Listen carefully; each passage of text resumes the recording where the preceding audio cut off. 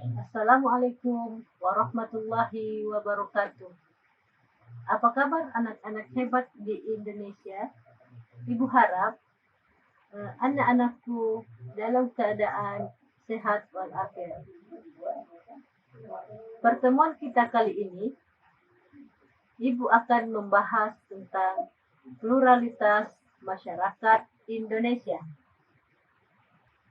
Adapun tujuan pembelajaran kita hari ini adalah melalui pengamatan gambar, video, dan materi yang disajikan melalui PPT, siswa dapat mengklasifikasikan bentuk-bentuk pluralitas masyarakat Indonesia dengan tepat. 2. Melalui kegiatan diskusi kelompok, siswa dapat menganalisis latar belakang pluralitas bentuk agama, pluralitas bentuk budaya, pluralitas bentuk suku bangsa, pluralitas bentuk pekerjaan di Indonesia dengan tepat. Adapun manfaat mempelajari pluralitas masyarakat Indonesia. Pertama, dengan mempelajari pluralitas masyarakat Indonesia, kita akan mengetahui bentuk pluralitas apa saja yang ada di Indonesia. Yang kedua, dengan mengetahui bentuk pluralitas masyarakat Indonesia akan memupuk rasa toleransi terhadap perbedaan yang ada. Nah, baik anak-anak, kita masuk ke materi pertama, pengertian pluralitas masyarakat Indonesia. Pluralitas adalah keberagaman atau kemajemukan yang terdapat dalam suatu bangsa atau masyarakat yang mendorong tumbuhnya persatuan atau kesatuan. Nah, kita lanjut ya. Pluralitas masyarakat Indonesia adalah keberagaman atau kemajemukan bangsa Indonesia yang mendorong tumbuhnya persatuan dan kesatuan. Bentuk-bentuk pluralitas di Indonesia. Adapun bentuk pluralitas yang ada di Indonesia terdiri atas 4. Pertama, agama. Yang kedua, budaya. Yang ketiga, suku bangsa. Dan yang keempat, pekerjaan. Nah, anak-anakku, pada gambar kita bisa melihat ya bentuk pluralitas masyarakat di Indonesia. Gambar pertama, kita bisa melihat pluralitas agama di Indonesia. Di tengah-tengah kita bisa melihat gambar lambang negara kita yaitu Pancasila dan dikelilingi oleh tempat ibadah agama-agama yang diakui di Indonesia. Adapun gambar kedua, pluralitas budaya. Kita bisa melihat begitu beragamnya budaya yang ada di Indonesia.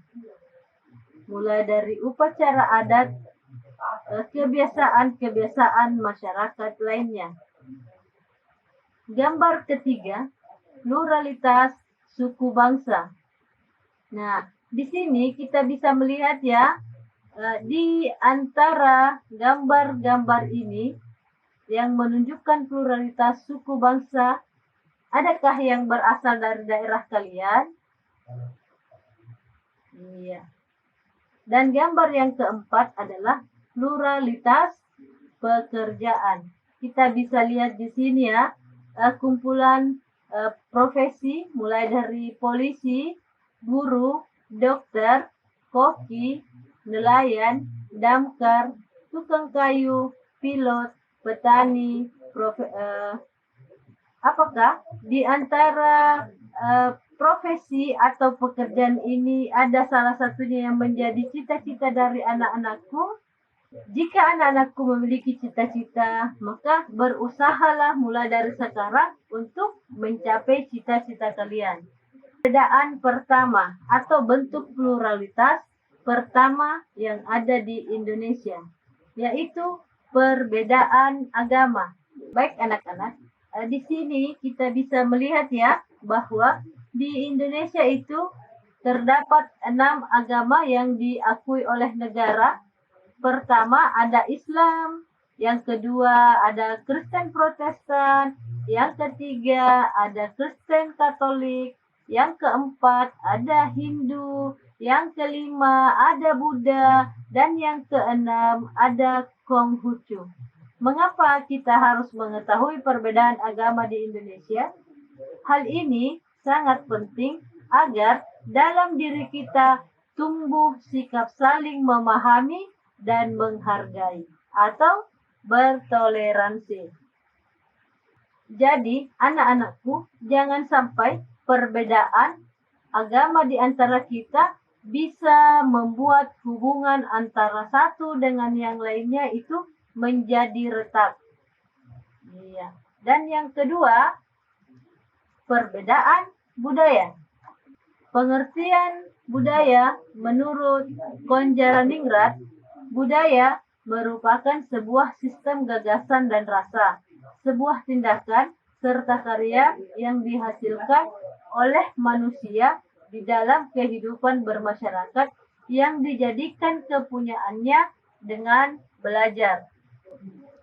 Pengertian budaya yang kedua, menurut Taylor, budaya ialah suatu keseluruhan yang kompleks meliputi kepercayaan, kesusilaan, seni, adat istiadat, hukum, kesanggupan, dan kebiasaan lainnya yang dipelajari oleh manusia sebagai bagian dari masyarakat.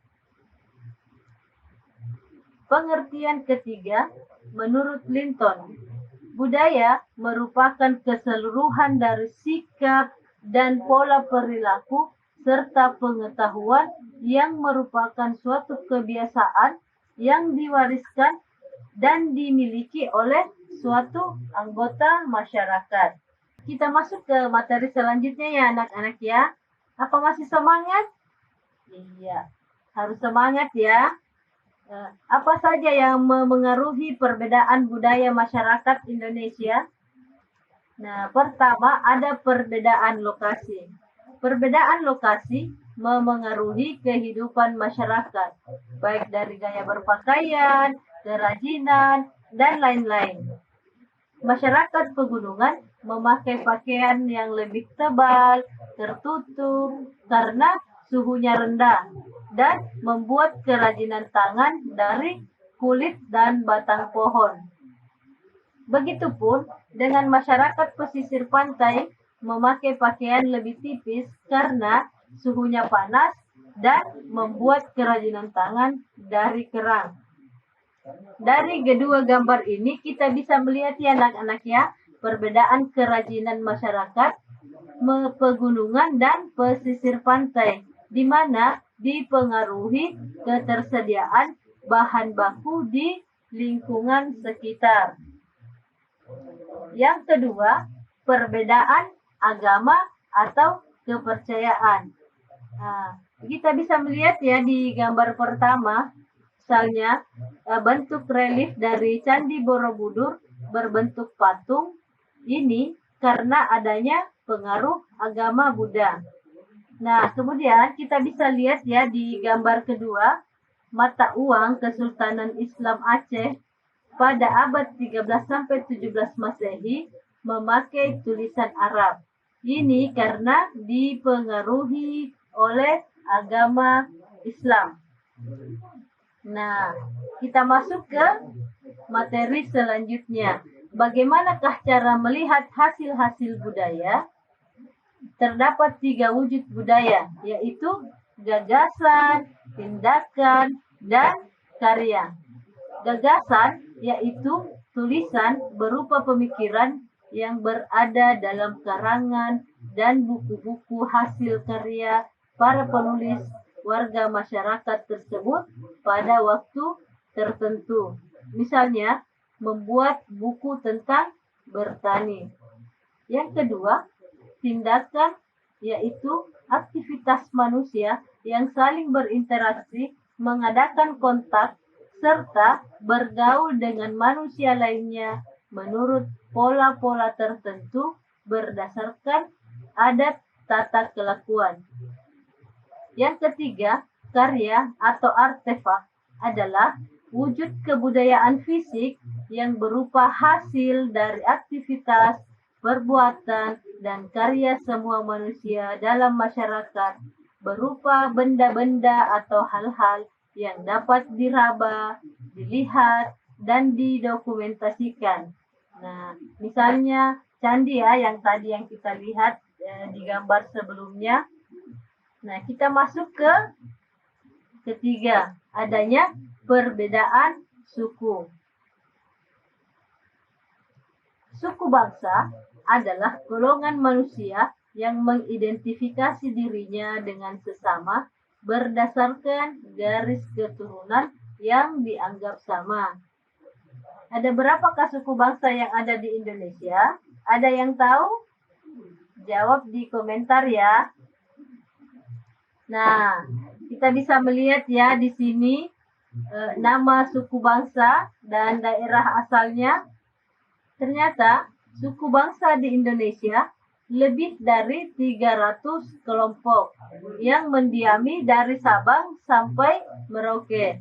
Misalnya, Aceh memiliki suku Gayo, Sumatera Utara memiliki suku Batak, dan suku Jawa adalah kelompok suku terbesar di Indonesia dengan jumlahnya mencapai 41% dari total penduduk Indonesia. Dan yang keempat, perbedaan pekerjaan. Pekerjaan merupakan salah satu bentuk kegiatan ekonomi yang dilakukan masyarakat untuk memenuhi kebutuhan dan terbagi menjadi dua, yaitu pekerjaan formal dan pekerjaan non-formal.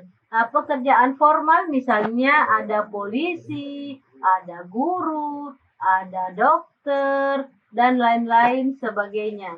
Nah, pekerjaan non-formal misalnya ada pedagang, ada petani, ada nelayan, ada koki, dan lain-lain sebagainya.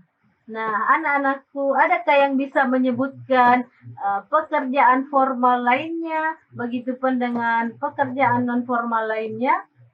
Iya, pintar ya. Jadi, anak-anakku, sebelum kita memasuki kuis, kita membuat kesimpulan dulu ya. Adapun bentuk-bentuk pluralitas di Indonesia terdiri atas 4.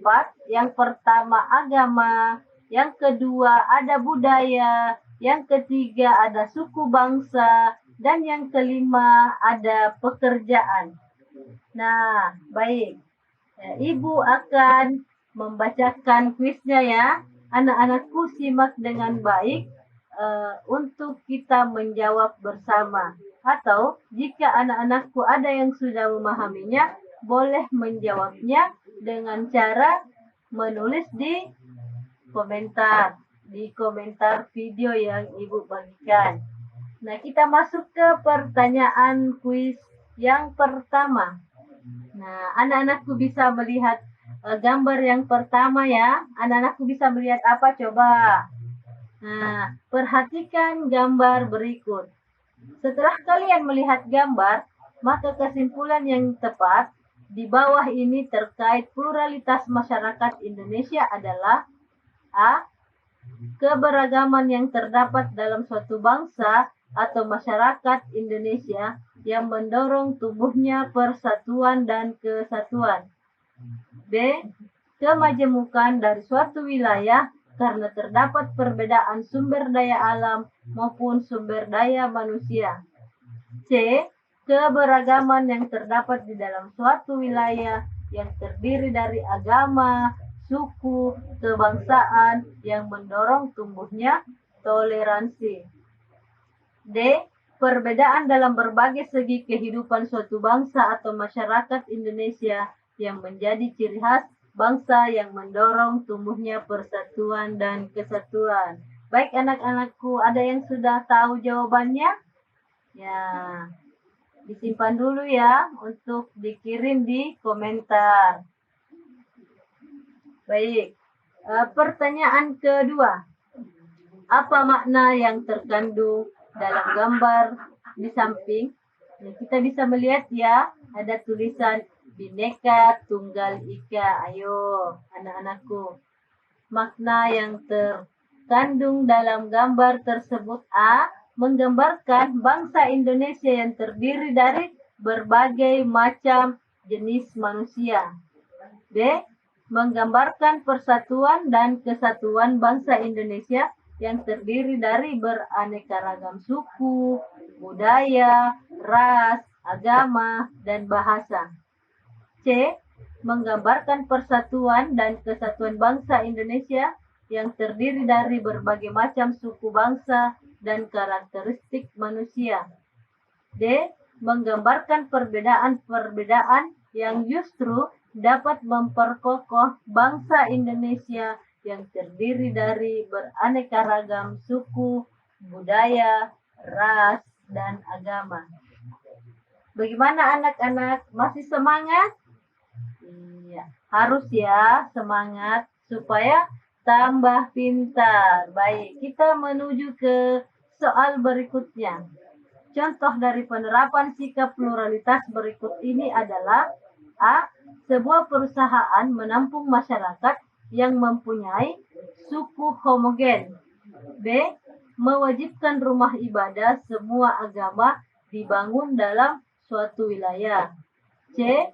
Masyarakat suatu daerah yang mayoritas berkulit hitam dapat hidup dengan masyarakat pendatang yang memiliki warna kulit sama. D. Membantu orang lain saat mengalami kecelakaan maupun korban bencana alam. Ayo anak-anak, sudah tahu jawabannya?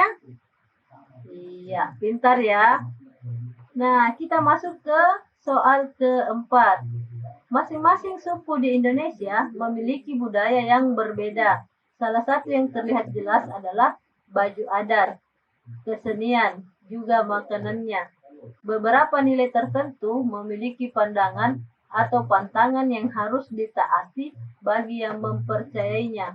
Umumnya, yang memengaruhi terjadinya perbedaan budaya tersebut disebabkan oleh faktor A. Lingkungan sekitar, B. Budaya asing, C.